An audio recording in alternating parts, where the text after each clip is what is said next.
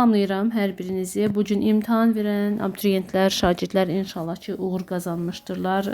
Hər kəs çəkdiyi zəhmət qədər əlbəttə ki, nəticə görəcək. Bu qaçılmazdır. Qarşıdan gələn imtahanlarda da imtahan verəcək bütün abituriyentlərə uğurlar arzulayıram. Bilmək lazımdır ki, nə qədər zəhmət çəkiriksə, nəticəmiz də bir o qədər gözəl olacaq. Ona görə də tənbəlliyin başını bir qırağa qoymalı və ancaq oxumalı.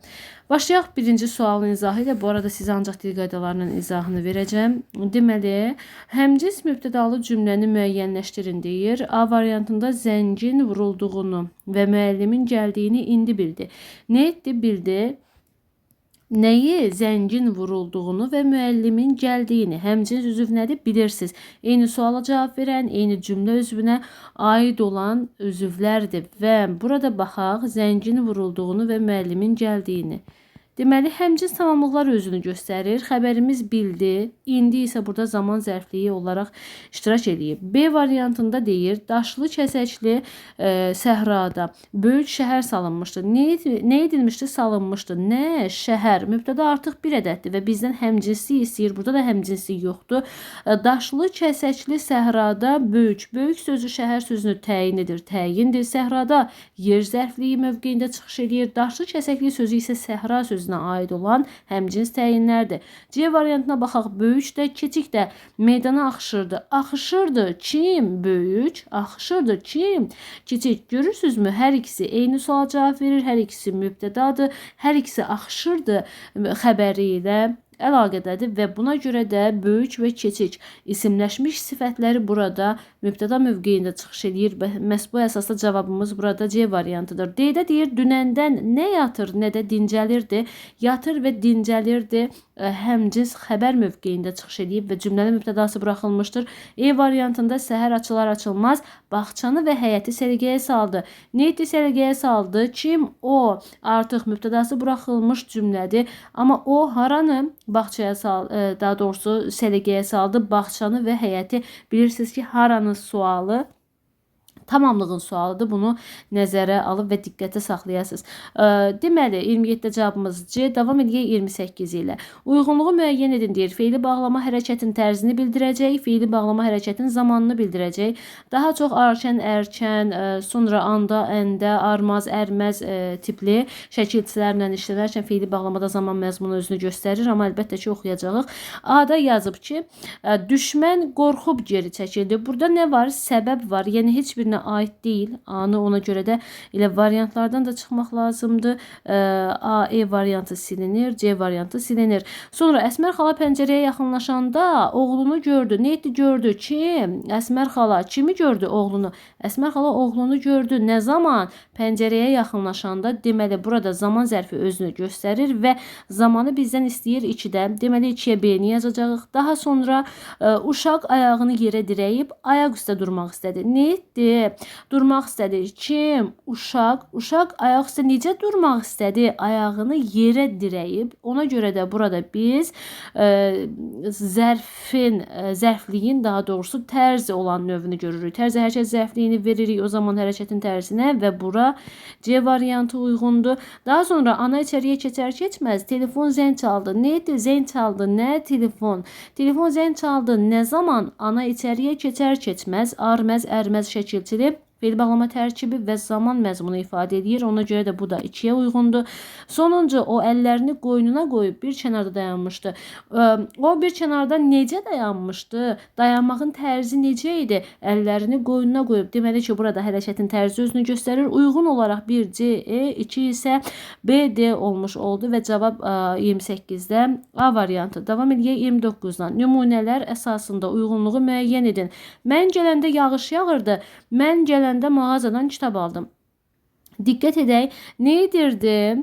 Yağırdı. Nə? Yağış. Yəni yağış mübtədadır, yağırdı xəbərdir.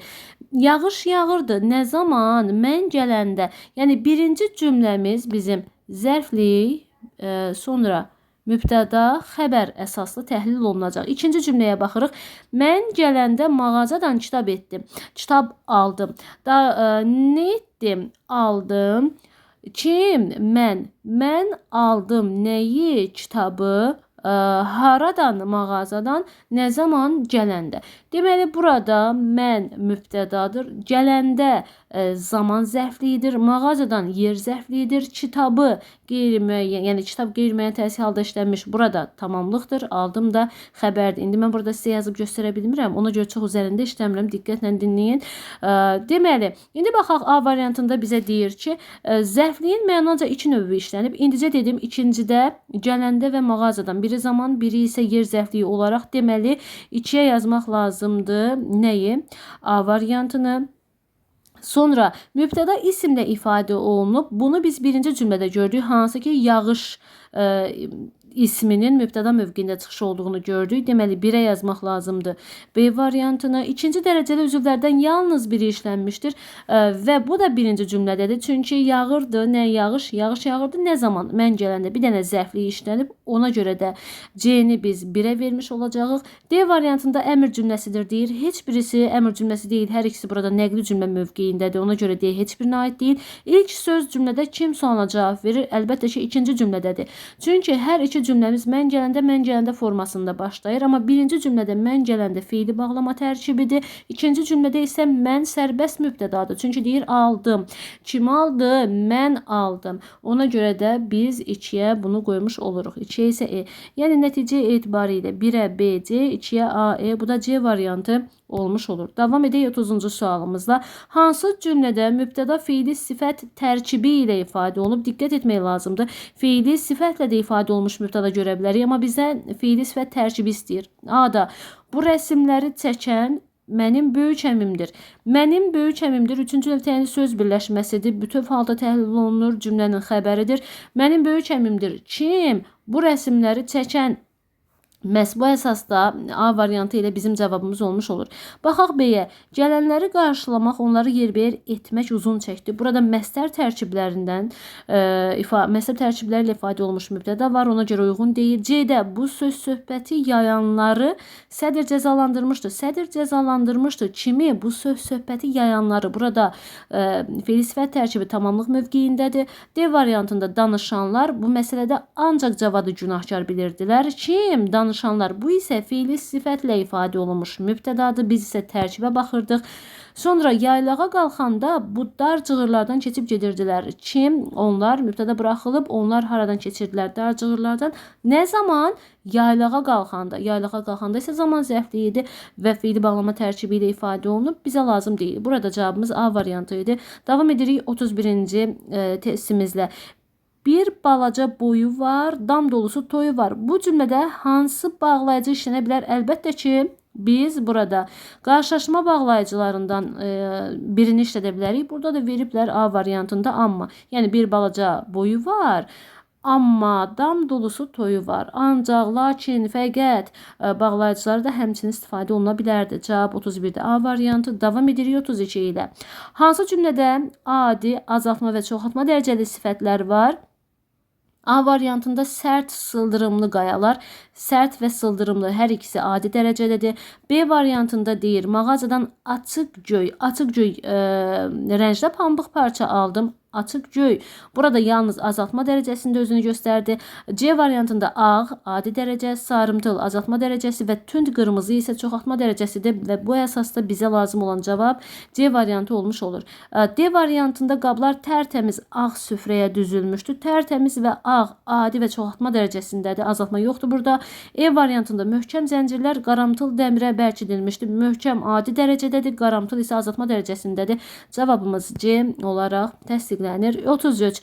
Hansı sözdə nöqtələrin yerinə Q hərfi yazılmalıdır və fonetikaya aid bir sual olmuş. Burada bilirsiniz Q, X kimi tələffüz olunur. Söz sonunda X kimi tələffüz olunur. Əgər sait artırılırsa Q kimi tələffüz olunur. Samit artırılırsa da X kimi tələffüz olunur. O zaman baxaq. A-da deyir yarpağı.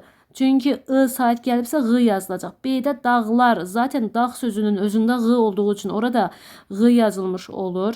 C variantında buruq sözünə sait artırılıb, ona görə buruğun olur. E variantında qonaq sözünə A saiti artırıldığı üçün qonağa olur.